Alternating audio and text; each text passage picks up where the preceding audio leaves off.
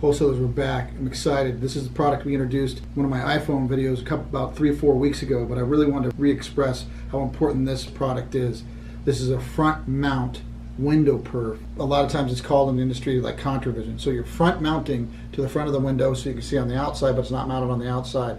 Therefore, you're not abusing some of the state laws. We'll go a little bit more into the depth when I show you the application.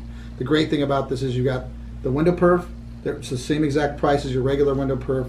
You have an applicator, a mega applicator, and then again, just to kind of express to you, this is your traditional. The reason, what's the big difference between these two? Current product has adhesive, right? You could use this same product, but if you used adhesive, then you'd mount it front mount, you'd still have the adhesive sticking on the back, which picks up all kind of dust particles and a lot of issues. Let me show you when we move to the window. So this is how easy it is to apply, right? First of all, you want to apply down the sides. So you're on the window, goes right down the side, across the top, down the side.